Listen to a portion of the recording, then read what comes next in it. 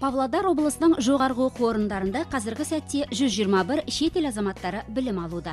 20-сы Қытай, ал 15-і Моңғолияның жастары. Германия мен Кореядан 4 студент, 1 студент Түркия елінің азаматы. Басым бөлігі Ресей Федерациясының жастары. Нигериялық Науа Салака болса, Қазақстанға бұдан жарты бұрын ғана келді.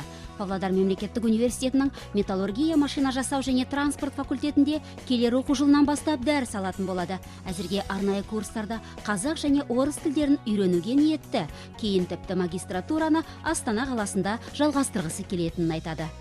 Нигерияда мектепте жүріп, Қазақстанда оқуға болатындығы туралы халықаралық бағдарламалары орталығын жариялаған ақпаратынан естіп білдім.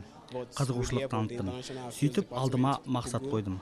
Бұл жаққа жету оңай болмады. Өйткені Нигерияда Қазақстанның елшілігі жоқ. Визаны оңтүстік Африка арқылы рәсімдеуге тура келді. Экваторлық муссондық климаттан кейін бозбала үшін жаңа орынға бірден бейімделу әдетте қиынырақтау болар еді. Бұл жолғы жағдай мүлдем басқаша. Ол үшін мұнда бәрі жақсы. Мүмкін бұған қазақтардың қонақжайлығы ерекше әсер еткен болар дейді өзі. Ноғаны павлодарлық жастар жақсы қарсы алды. Бірден достар тапты, студенттік жатақханаға орналасты. Құрдастары қажетті заттармен бөлісті. Жарқын қабақ танытып сыйлықтар ұсынды. Енді міне оқу орнындағы Наурыз мейрамына да ертіп әкелді.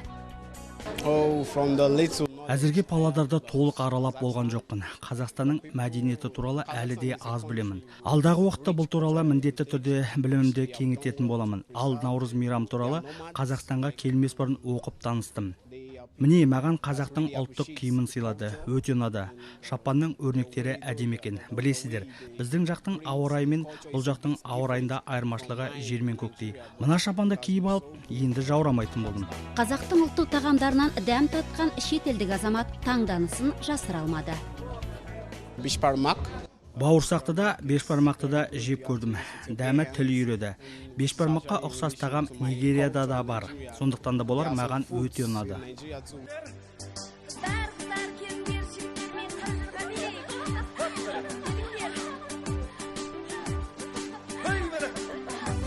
Павлодардағы жоғарғы оқу орындарының бірінде шетелдік қазақ диаспорасы, оралмандар және шетел азаматтары үшін ашылған даярлық бөлімінде білім алып жатқандардың бірі Қытай азаматы қандасымыз Құштар Шаттық. Айтуынша аспан асты елінде тұрып жатқан қазақтар өз салт дәстүрлерін бір кісідей біледі. Өзім Қытай іле қазақ аптомыран Нұлқаудан Қаратеу ауылынан келгем. Былтыр күзде осы Қазақстанға өттім, осы оқумен. Бір жыл қазақ мектеп оқуын Қытайша оқығам, 11 жыл. Қазақ мектеп болады, әзір қазақ мектеп пен Қытай мектеп қосып жерді. Өнеген өзіміздің қазағымыздың жеріміз бар, жайлауымыз бар, малымыз бар, қызмет десе қызметі бар, мал шаруашылық істейтінде бар, небір қызметпен айналысады. Жазда жайлауға шығып, құрт сүзбе шығарып, қымыз жеп дегендей. Негізі бәр салт түрттер бәрі бар Қытайдың қазақтарында. Құштар Наурыз мейрамын Қазақстанда алғаш рет қарсы алып отыр. Өз кезегінде Қытайдағы Наурыз мейрамы жайлы да айтып берді.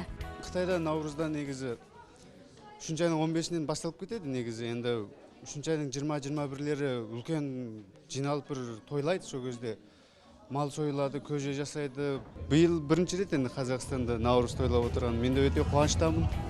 Жас жігіт болашақта ағылшын тілінің маманы болуды армандайды. Дипломын қолға алып, Қазақстан үшін қызмет еткісі келеді.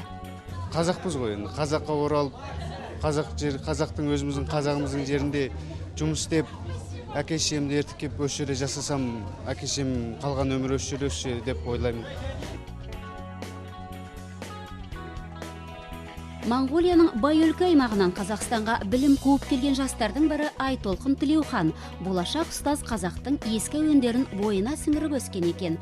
Ұлтымыздың төл өнері мен мәдениетін бүгінгі ұрпақтың білген абзал. Өйткені бұл біздің жаратылысымыз бен болмысымызға жақын дейді өзі. Бұрынғы ата-бабаларымыздың табаны тиген жерге келіп қалдық. Біздің енді осы қазақ елінің президенті енді саясаты жағынан болсын, қай жағынан жақсы. Енді 20 жылдың ішінде, 20 неше жылдың ішінде осындай ірі мемлекет болып айналып жатқанымыз енді жақсы, енді қуантарлық жағдай. Біздің құлағымызда әжелеріміздің айтып келе жатқан әнінен барады ауылым көшіп деген әні. Көзіңнің мөлдірін ай деген ән. Барадай аулым көшіп қызыл жарға, таң атар шолпан туып сызылғандай, көзіңнің мөлдірін ай.